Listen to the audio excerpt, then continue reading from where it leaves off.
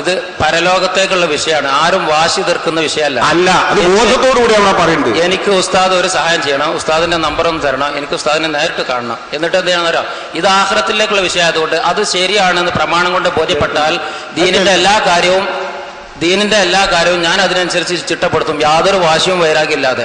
അതേസമയം പ്രമാണം കൊണ്ട്, ഖുർആൻ കൊണ്ട്, സുന്നത്തുകൊണ്ട് സ്ഥിരപ്പെടണം, അല്ലാതെ നിങ്ങൾ എന്തെങ്കിലും പറഞ്ഞുകൊണ്ട് ആയില്ല. അതുകൊണ്ട് നമുക്ക് നേർക്ക് നേരം എന്താ പറയുക, നമുക്ക് വീട്ടിൽ വെച്ചിട്ട് സംസാരിക്കാം, എൻ്റെ വീട്ടിലായാലും ഉസ്താദിന്റെ വീട്ടിലാക്കാം. അതിനൊരു സൗകര്യം ചെയ്തു തരണമെന്നൊരു റിക്വസ്റ്റ് ഉണ്ട്. സഹോദര, നിങ്ങൾ ക്ലിപ്പിങ്ങിന് വഴി ഉണ്ടാക്കുന്ന ജോലിയായിട്ട് നമ്മളെ സമയം കളയരുത്. ഈ ക്ലിപ്പിങ്ങിന് ജോലി ഉണ്ടാക്കാൻ വേണ്ടി ഓരോരുത്തർ എന്തെങ്കിലും പറയുന്നത് കണ്ടന്റ് എടുക്കും, എന്നിട്ട് വഹാബിയൊക്കെ നാളെ പ്രസംഗത്തിന് ക്ലിപ്പിംഗ് കൊടുക്കാനാണ്. ആ ഇടപാടല്ല ഇപ്പൊ ഞാൻ സംസാരിക്കുന്നത്. നിങ്ങൾ ഇവിടെ 2 മണിക്കൂർ സംസാരിച്ചത് കേട്ടില്ലേ? ബിദ്അത്തിന്റെ ഇസ്ലാമികവും അനിസ്ലാമികവും എന്ന 2 വിഭജനത്തെയാണ് ഞാൻ ഇതുവരെ സംസാരിച്ചത്. ഇപ്പൊ ബിദ്അത്താണ് സുന്നത്താണ് എന്ന് കേട്ടപ്പോ നിങ്ങൾ അമ്പരന്നു. അപ്പൊ ബിദ്അത്തും സുന്നത്തും ഒത്തുവരുന്നത് നിങ്ങളുടെ ചിന്തയിലേ ഇല്ല. അതുകൊണ്ട് പാവപ്പെട്ട സുഹൃത്ത്, നല്ലപോലെ പ്രമാണങ്ങൾ തിരിയുന്ന നിങ്ങളുടെ ഏതെങ്കിലും പണ്ഡിതന്മാരെ കൊണ്ടുവന്ന് എന്റെ മുമ്പിലോ സുന്നി പണ്ഡിതന്മാരുടെ മുമ്പിലോ നിങ്ങൾ സംസാരിക്കാനും സംവാദം നടത്താനും കാര്യം ചർച്ച ചെയ്യാനും നിങ്ങളൊരു അവസരം തരുമെങ്കിൽ വളരെ റാഹത്താവും. ഞങ്ങൾ ഇതുപോലത്തെ നേർക്കുനേർ പരിപാടികളിൽ എപ്പോഴും പറയാറുള്ളതാണ്, കേരളത്തിലെ വഹാബി വിഭാഗത്തിന്റെ ചൂടാമന്മാരായി ഇവിടെ ഇപ്പൊ പറയുന്ന മുജാഹിദ് വിഭാഗത്തിലെ 2 ഗ്രൂപ്പിൽ ആരാണെങ്കിലും ഈ നേർക്കുനേര് റോട്ട് കൊണ്ടുപോയി പൊളിച്ചെഴുതണ്ട, ക്ലിപ്പ് വെച്ചിട്ട് തോന്നിയാസം പറയണ്ട.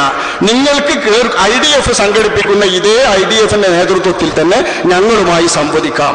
നിങ്ങൾ പലരുമായി സംവദിക്കുന്നുണ്ടല്ലോ, ആ രീതിയിൽ നിങ്ങളുടെ പണ്ഡിതന്മാർ സംവദിക്കാൻ തയ്യാറുണ്ടെങ്കിൽ ആ പണ്ഡിതന്മാരിൽ നിന്നൊരു എഴുത്ത് വാങ്ങിക്കൊണ്ടുവരുന്ന ഒരു ചെറിയ ശ്രമം നിങ്ങൾ ചെയ്തു തരണമെന്ന് മാത്രം എന്റെ പ്രിയപ്പെട്ട സുഹൃത്തിനോട് പറയുന്നു. കൊടുക്കണ്ട, ഇനി വേറെ ആർക്കും കൊടുക്കും, അത് ക്ലിപ്പിങ്ങിന് വഴി ഉണ്ടാക്കുകയാണ്. സമയമായി. പിന്നെ ഇസ്ലാമികപരമായ കാര്യങ്ങളെക്കുറിച്ച് പഠിച്ച ഒരു സ്ത്രീകൾക്ക് മാത്രം ക്ലാസ് എടുക്കുന്നതിനെ കുറിച്ച് ഉസ്താദിന്റെ അഭിപ്രായം അറിയാൻ വേണ്ടി ചോദിക്കുകയാണ്. അതുപോലെ തന്നെ പരപുരുഷന്മാർ ശബ്ദം കേൾക്കാത്ത രൂപത്തിൽ ഇസ്ലാമികപരമായി പഠിച്ച ഒരു സ്ത്രീകൾക്ക് മാത്രം സംഘടിപ്പിക്കുന്ന ക്ലാസ് എടുക്കുന്നത് കൊണ്ട് വിരോധമുണ്ടോ? അതിന് സുന്നത്ത് ജമാഅത്തിന്റെ അടിസ്ഥാനത്തിൽ ഉസ്താദിന്റെ അഭിപ്രായം അറിയാൻ വേണ്ടി ചോദിക്കുകയാണ് എന്ന് പറഞ്ഞുകൊണ്ട് അവസാനിപ്പിക്കുന്നു. ഇസ്ലാമിക കാര്യങ്ങളിൽ പെണ്ണിന്റെ ശബ്ദം കേൾക്കുക എന്ന് പറയുന്നത് തെറ്റല്ല. പെണ്ണിന്റെ ശബ്ദം മോഹത്തോടുകൂടെ കാമവികാരത്തോടുകൂടെ കേൾക്കുന്നുണ്ടെങ്കിലേ അത് ഹറാമുള്ളൂ. നിങ്ങൾ കേൾക്കാതെ എന്ന് പറഞ്ഞതിന് വേണ്ടി പറയാൻ, ശബ്ദം കേട്ടാലും കുഴപ്പമില്ല, പന്മാർ പങ്കെടുക്കാതെയും പരപുരുഷന്മാരും സ്ത്രീകളും തമ്മിൽ ദർശനം പോലുള്ള ഹറാമുകളൊന്നും വരാതെ പെണ്ണുങ്ങൾക്ക് മാത്രം പെണ്ണുങ്ങൾ വിവരങ്ങൾ പറഞ്ഞു കൊടുക്കുകയാണെങ്കിൽ അത് ഹറാമാണ് എന്ന് പറയാൻ പറ്റൂല, കുറ്റകരമാണ് എന്ന് പറയാൻ പറ്റൂല. അതൊരു അനുവദനീയമായ സംഗതിയാണ്. ഉസ്താദിനെ ആ പറഞ്ഞതിൽ വളരെ സന്തോഷിപ്പിക്കുന്നു. ഇതിനെ സംബന്ധിച്ച് വളരെ വിവാദം നടന്നുകൊണ്ടാണ് പത്രികാൽക്കാര് താങ്കളടുത്ത് വന്നിട്ടുണ്ടാവും എന്ന് ഞാൻ സംശയിക്കുന്നു. അസ്സലാമു അലൈക്കും.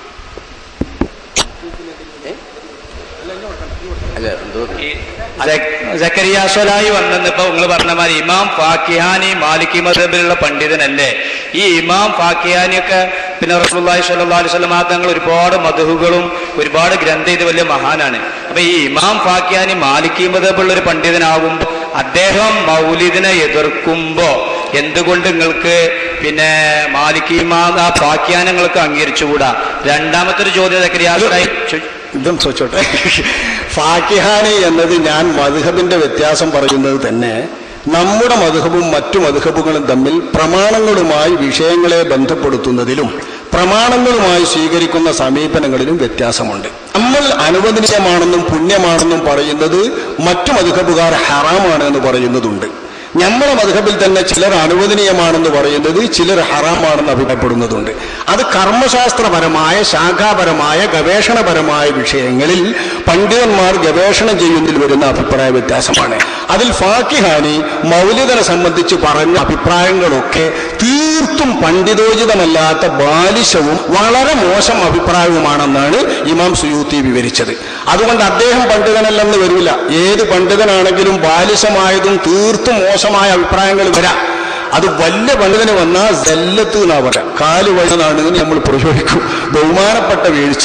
അങ്ങനെ ബഹുമാനപ്പെട്ട വീഴ്ചയാണ് ഫാക്കിഹാനി സംഭവിച്ചതെന്ന് ബഹുമാനപ്പെട്ട ഹാഫിദ് സുയൂത്ത് റളിയല്ലാഹു അൻഹു വിവരിച്ചിട്ടുണ്ട്. ഫാക്കിഹാനി മാലിക്കി മദ്ഹബുകാരനാണ്, പണ്ഡിതനാണ്, പക്ഷെ വീഴ്ച സംഭവിച്ചതാണ് തീർത്തും ബാലിശമാണ് എന്ന മഹാനവറുകൾ പ്രമാണങ്ങൾ കൊണ്ട് സ്ഥിരപ്പെടുത്തിയത്.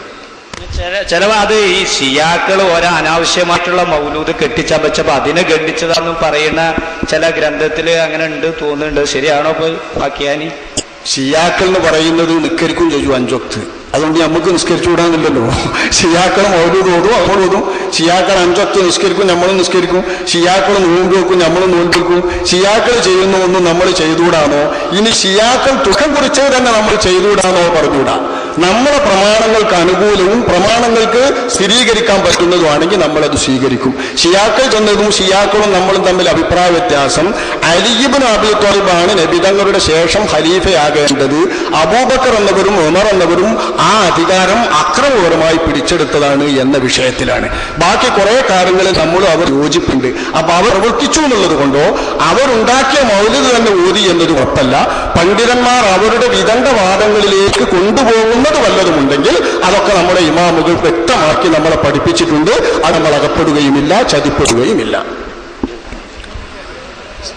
വിദ്അത്ത് ഇസ്ലാമികം അനിസ്ലാമികം എന്ന പ്രമേയത്തിൽ നടന്ന നേർക്കുനേർ പരിപാടി അവസാനിക്കുകയാണ്.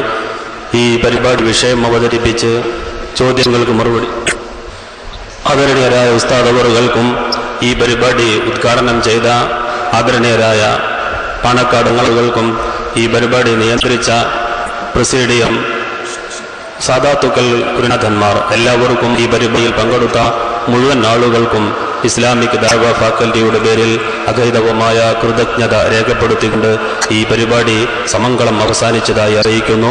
സ്വല്ലല്ലാഹു അലാ മുഹമ്മദ് സ്വല്ലല്ലാഹു അലൈഹി വസല്ലം. സ്വല്ലല്ലാഹു അലാ മുഹമ്മദ് സ്വല്ലല്ലാഹു അലൈഹി വസല്ലം.